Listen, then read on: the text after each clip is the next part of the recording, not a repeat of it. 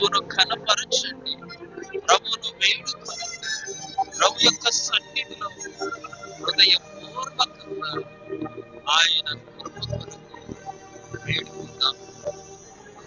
ఈ వారమంతా ప్రభు మీరు నాతో ఉన్నారు, నన్ను బలపరిచామని ప్రభువును స్తుతించి మహాపరిశుద్ధుడు తండ్రి, ప్రేమ కలిగిన దేవ, కృపాభరితుడమైన మా యేసుక్రీస్తు ప్రభువా, మరొకసారి మీ పాదములకు వందనములు స్తుతులు స్తోత్రాలయ్యా. ఆయుష్కాలాన్ని పొడిగించావయ్యా, మీకు స్తోత్రం. మాకు ఆయురారోగ్యాలు అనుగ్రహించావయ్యా, మీకు స్తోత్రం. మా జీవితంలో మరొక పరిశుద్ధ దినాన్ని ఇచ్చారు తండ్రి, మీకు స్తోత్రం. మరొక మారు మీ పరిశుద్ధాలయములు నన్ను మమ్మలను చేర్చినందుకు మీకు స్తోత్రం.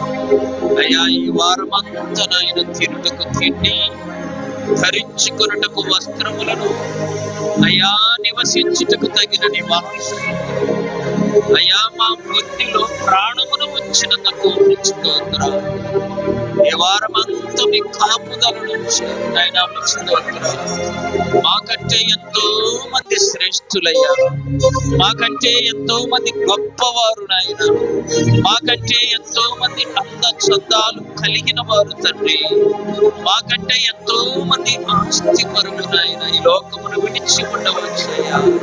నాలో మాలో ఏ యోగ్యత లేకున్నాను తండ్రి, కేవలము మీ కృపను బట్టి అయ్యా మమ్మలను ప్రేమించారు, మీ కృపను బట్టి మమ్మలను సజీవులుగా ఉంచారు, మీ కృపను బట్టి మమ్మలను ఆరోగ్యవంతులుగా ఉంచారు. మీకు స్తోత్రం అయ్యా. మీ సన్నిధిలోంచి మాటల ద్వారా మిమ్మల్ని స్తుతించి మహిమపరిచి ఘనపరిచి ఆరాధించే కృపనిచ్చారయ్యా. మీకు స్తోత్రం. పాటలు పాడిన ప్రతి నీ బిడ్డను మీరు దీవించండి, ఆశీర్వదించండి నాయన. మీకు స్తోత్రం అయ్యా. ఇప్పుడు జీవం కలిగిన మీ మాటలను మేము ధ్యానం చేసుకొని చూడగా ప్రభువా, వినే చెవిని అయ్యా, గ్రహించే హృదయాన్ని అయ్యా, విన్న వాక్యం ప్రకారము బ్రతికే భాగ్యమును అని నాకు మాకు మా అందరికి దయచు.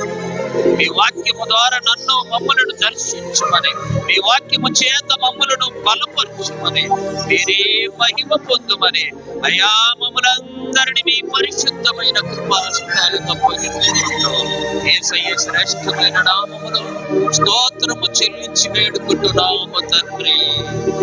ఆమేన్.